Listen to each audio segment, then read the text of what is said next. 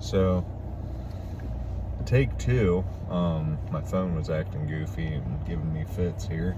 Let's try this again. So, I've been watching Reels, as I generally do when I'm bored or when I should be doing other more productive things. But a lot of them give me ideas, feedback of, what I might have a spin on, right? And a lot of it makes me think of what I'm trying to do here, because a lot of it I wish I could in real time interject and be like, hey, have you thought of this, or how about this viewpoint, or just I agree with you, but adding off of what you're saying, how about this?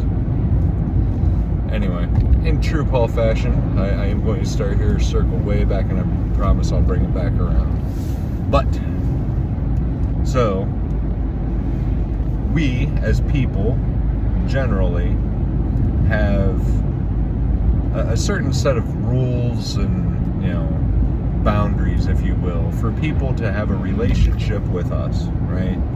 We have certain things that we expect, like a minimum level, in order for you to have access to our lives, to be welcome into our homes. And that's totally acceptable. The only people that really usually throw a fit about those boundaries and things are the ones that try to disrespect them but still expect access, like they're allowed to treat you like total crap and still be welcome into your home, or you want to be around them.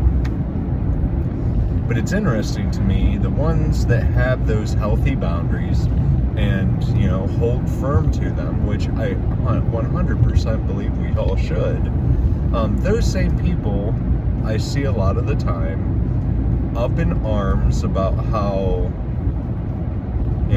why does God make us do XYZ to be, accepted into the kingdom of heaven? And I find it funny that they can't see the correlation there. Just like us, we have certain things that we expect or demand to have access to us, be welcome into our house. So why not God expect us to, come to Him through the blood of Christ, through, the actions where, we ask for forgiveness, and we change our lives, we change from all the sinful things that we do.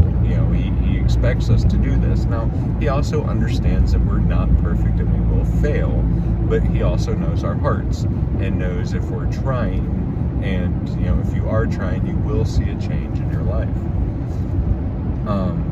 But I find it interesting that there are those that act like that's I can't believe He would ask that.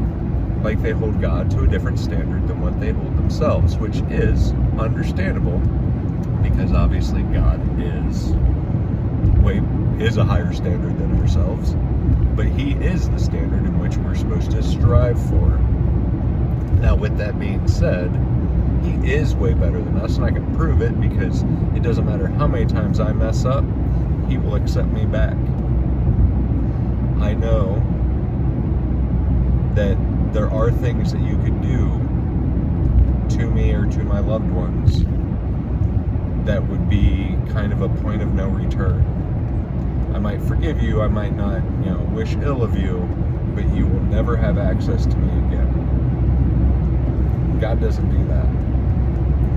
So it makes me just want to say, for all those out there being like, why does God demand this of us? Well, He doesn't. He demands it of us if we want to be with Him in heaven. He does not demand it of us, though. He gave us free will. We get to choose. And just like we want our friends and our family members to treat us a certain way in order to have access to our lives, we want them to do these things. We don't force them. And if they don't do it, it's real easy. We don't associate with them either. And it was weird, because as I was listening to the reel, I was watching it, I came to this epiphany, and I felt like I was silly for never thinking of it before, that we don't look at it in that kind of framework.